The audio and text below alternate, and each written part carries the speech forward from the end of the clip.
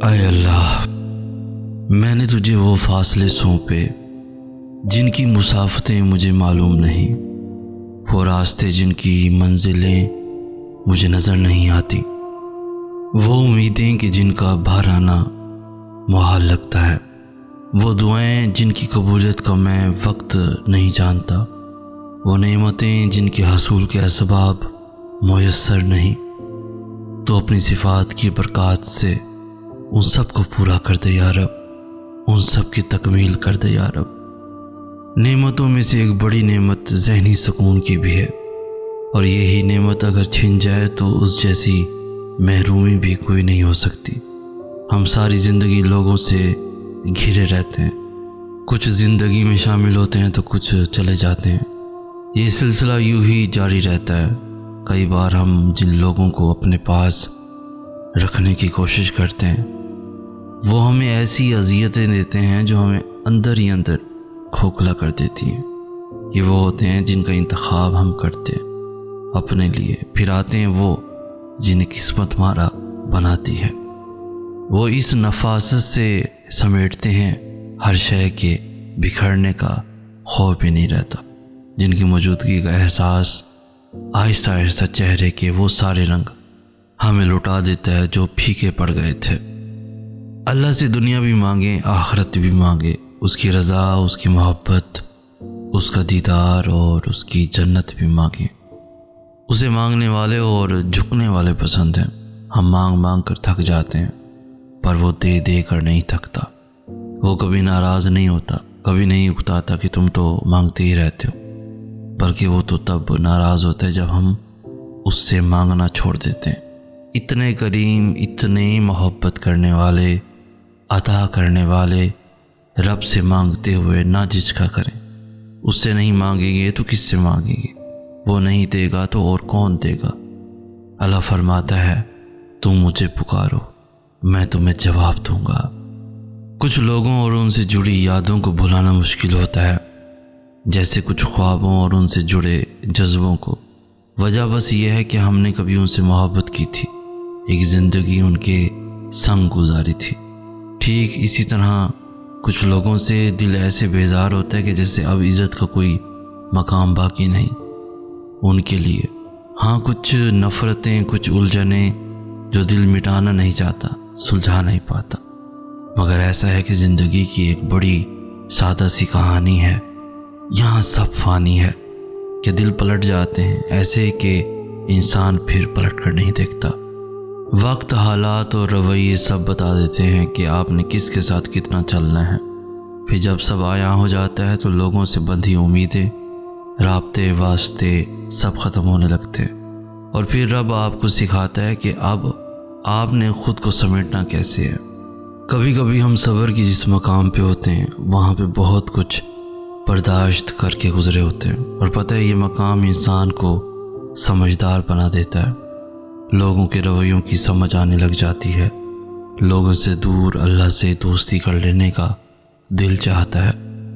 دل چاہتا ہے کہ وہ سب کریں جو رب کو پسند ہے، اللہ کو دل سے تھام لیں، دل کا تعلق بنا لیں، ایسے دل سے تھام لیں جیسے اللہ نے تھام لیا تھا جب دل نے تڑپ کر سجدہ کیا تھا، جب میں کسی منزل کی تلاش میں تھا اور راستے سب دھندلائے ہوئے تھے۔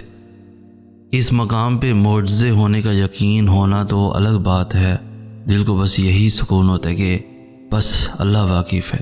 پھر جہاں دل یہ کہتا ہے وہی یہ گواہی بھی دیتا ہے کہ وہی مالک ہے، ان ساری مشکلوں سے وہی نکالے گا، مجھے قدم قدم چلا کر اسی راستے پر لے جائے گا جس سے میں بھٹک گیا تھا، اپنے راستے پر لے جائے گا۔ دل کو یہ اطمینان رہتا ہے میرا اللہ مجھ سے اتنا تو راضی ہے جو مجھے مانگنے کی توفیق تو دے رہا ہے۔ زندگی اتنا مشکل نہیں ہوتی جتنا ہم اسے بنا لیتے ہیں۔ سب کچھ ہو جاتا ہے، جو ناراض ہیں وہ بھی مان جاتے ہیں، جو چھوڑ گئے وہ بھی لوٹ آتے ہیں، اور اگر نہ بھی آئیں تو ہم جینا سیکھ جاتے ہیں ان کے بغیر۔ نظر انداز کرنے والے پھر ایک روز ہمیں بھی نظر آنا بند ہو جاتے ہیں۔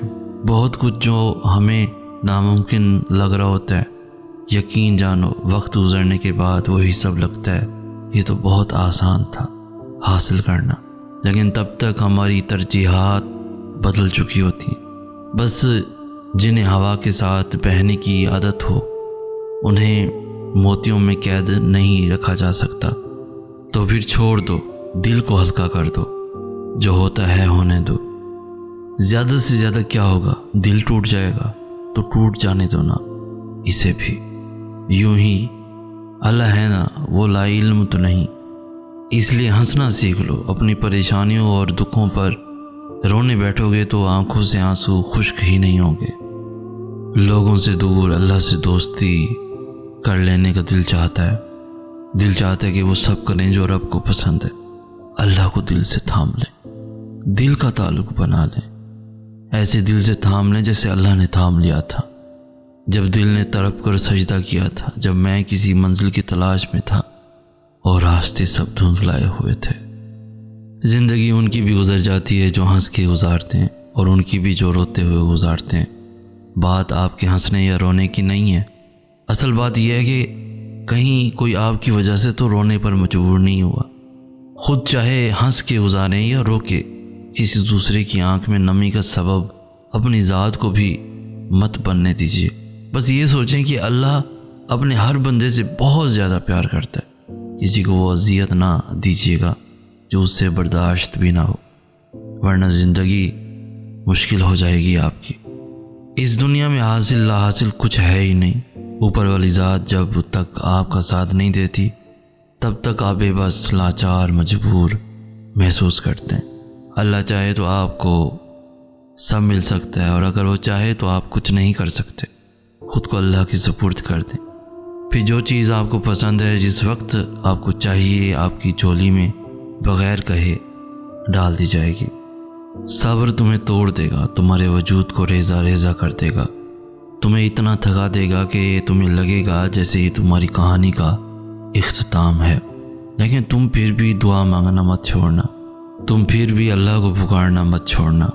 آزمائشیں تمہیں ہمت ہار جانے کی ہر ممکن وجہ دیں گی، لیکن تمہیں اللہ کی محبت کے لیے آگے بڑھنا ہے، تمہیں اللہ کا وعدہ یاد رکھنا ہے، تمہیں یہ یاد رکھنا ہے کہ اللہ صبر کرنے والوں کو پسند کرتا ہے۔ تمہیں یہ کبھی نہیں بھولنا کہ اللہ نے صبر کرنے والوں کا ہمیشہ ساتھ نبھانے کا وعدہ کیا ہے۔ تمہیں اللہ کے وعدوں پہ یقین رکھ کر آگے بڑھتے جانا ہے۔